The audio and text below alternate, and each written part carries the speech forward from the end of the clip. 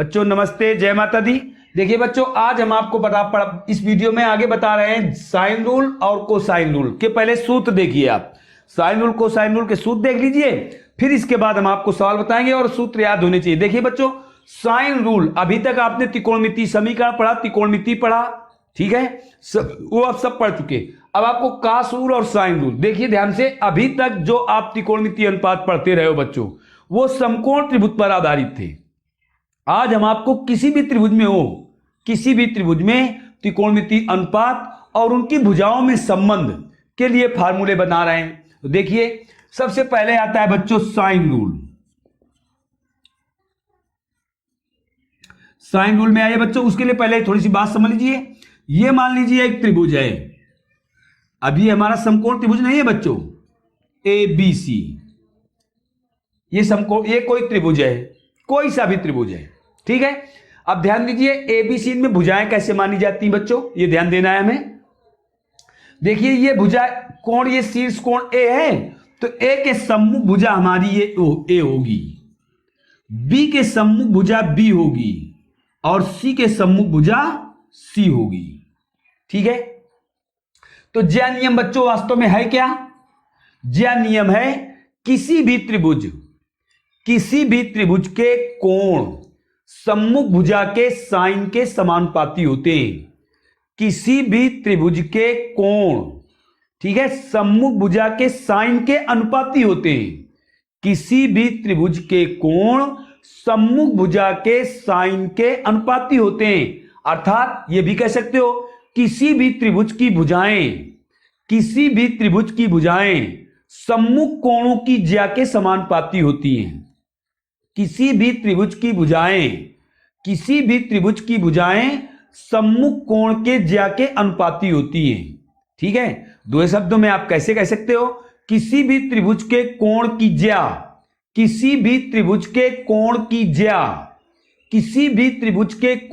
ज्या सम्मुख भुजा के अनुपाती होती है।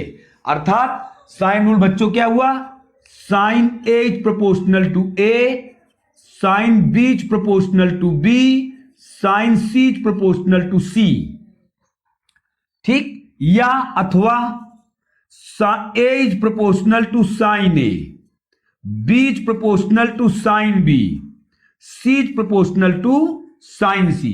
अब बच्चों यदि इनको हम जोड़ें तो इसका अर्थ क्या हुआ? इसका अर्थ हम इसे लिख सकते हैं साइन ए अपान ए इक्वल के, लिख सकते हैं साइन बी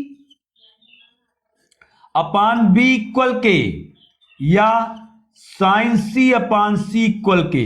तो इससे साइन, या इससे आइए आप, तो इससे क्या बनेगा, A upon sign A equal K, B upon sign B equal K, C upon sign C equal के।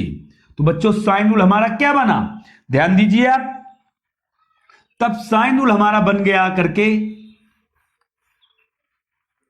देखिए इसके आधार में हमारा साइन रूल बना करके साइन ए अपान ए, साइन बी अपान बी, साइन सी अपान सी, इसके आधार में बनाओगे तो ए upon sign A, B upon sign B, C upon sign सी। देखो बच्चों, तो साइन रूल क्या हुआ, साइन रूल परिभाषा पहले हमने बताई, आपको क्या बताई साइन रूल परिभाषा, किसी भी त्रिभुज के कोण की ज्या सम्मुख भुजा के अनुपाती होती है। ये देखिए परिभाषा, किसी भी त्रिभुज के कोण की ज्या भुजा के अनुपाती है। उसी प्रकार अथवा किसी भी त्रिभुज की भुजा सम्मुख कोण के ज्या के अनुपाती होती है, ठीक है बच्चों। तो इस प्रकार से इसकी परिभाषा हुई, इसका अर्थ ये हुआ और ये हमारे सूत्र बन गए। आवश्यकता पड़ने पर बच्चों हम इनका प्रयोग भी कर सकते हैं। देखिए आप, साइन ए बराबर ए के है, साइन बी बराबर बी के है, साइन सी बराबर सी के है, ए बराबर के साइन ए, देखिए बी बराबर के साइन बी, सी बराबर के साइन सी। यदि हम चाहें तो देखिए साइन ए बराबर ए के, साइन बी बराबर बी के, साइन सी बराबर सी के। इससे ए बराबर के साइन ए, बी बराबर के साइन बी और सी बराबर के साइन सी। देखिए हमें आवश्यकता पड़ने पर यदि हमें कहीं कोण ए साइन के रूप में दिया है और आवश्यकता पड़ जाए भुजा की तो साइन ए बराबर ए के लिख सकते हैं, जहां के हमारा नियतांक है, के का मान हमें अवश्य प्राप्त करना होगा। वैसे ही यहां भी के साइन ए के साइन बी के साइन सी। तो ये बच्चों साइन रूल हुआ। अब बात आती है कि आप साइन रूल का प्रयोग कब करते हो। ठीक है बच्चों, ये साइन रूल हो गया। अब आप बात आती है कि साइन रूल का प्रयोग आप कब करते हो, आप कैसे समझ पाओगे कि हमें साइन रूल का प्रयोग करना है। ठीक है, साइन रूल का प्रयोग, तो देखिए फर्स्ट पॉइंट बच्चों, जब हमें किसी त्रिभुज के दो कोण ज्ञात हों और भुजाओं में निष्पत्ति ज्ञात करनी हो। देखिए जब त्रिभुज के दो कोण ज्ञात हों और भुजाओं में निष्पत्ति ज्ञात करनी हो,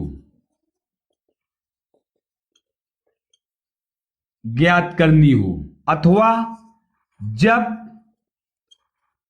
तीन भुजाएं ज्ञात हों और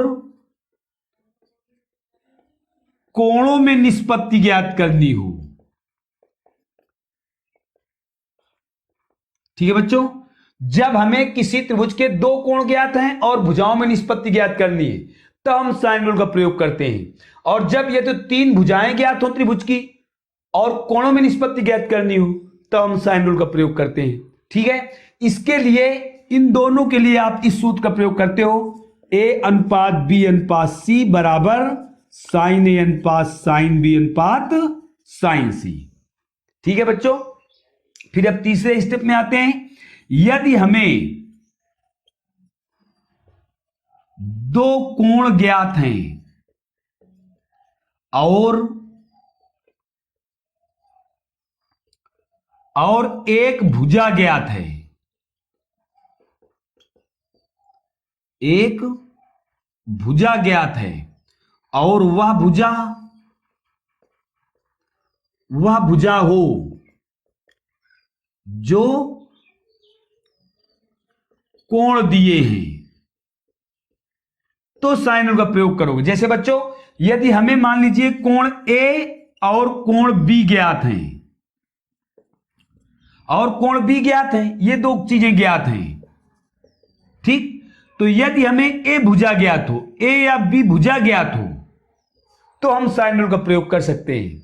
उसके लिए आप साइन ए अपान ए साइन बी अपान बी, कोई दिक्कत तो नहीं है। यदि ए और बी कोण ज्ञात हैं तो हमें एक भुजा अवश्य ज्ञात होनी चाहिए, तो हम साइन रूल का प्रयोग कर सकते हैं। फिर इसके बाद चौथा पॉइंट है बच्चों, यदि ठीक है हमें दो कोण दो भुजाएं ज्ञात हों और एक कोण ज्ञात हो और वह कोण जो भुजा हो,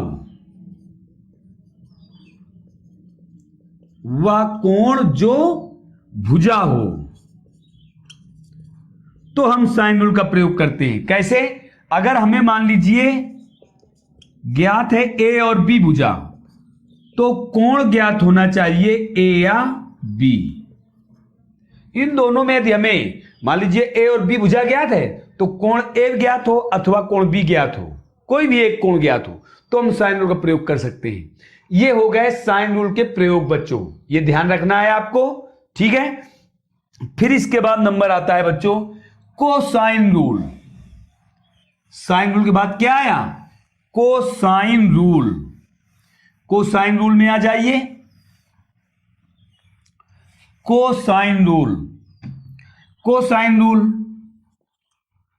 कोसाइन रूल। कोसाइन रूल बच्चों प्रयोग कब होता है? जब हमें किसी त्रिभुज की तीनों भुजाएं ज्ञात हों, कोई सा भी त्रिभुज हो। यदि किसी त्रिभुज की तीनों भुजाएं ज्ञात हैं, ठीक है, तो त्रिभुज की तीनों भुजाओं की सहायता से हम त्रिभुज का कोई भी कोण ज्ञात किया जा सकता है। ठीक है, उसके लिए कोसाइन रूल है कास ए बराबर B square plus C square minus A square upon 2bc। Cos B बराबर है A square plus C square minus B square upon 2ac। Cos C बराबर A square plus B square minus C square upon 2ac। बच्चों ये कास rule है। जब हमें किसी त्रिभुज की तीनों भुजाएं ज्ञात हो और त्रिभुज का कोई सा भी कोण पूछ रहा हो तो हम कास रूल का सदैव प्रयोग करते हैं, ठीक है। अथवा यदि दो भुजाएं ज्ञात हैं और एक कोण ज्ञात है और वह कोण ज्ञात है जो भुजा नहीं, ठीक है। अगर किसी त्रिभुज की हमें दो भुजाएं ज्ञात हो और वह कोण ज्ञात हो जो भुजा नहीं, तो फिर हम कास रूल का प्रयोग करते हैं। जैसे यदि हमें ए और बी भुजा ज्ञात है,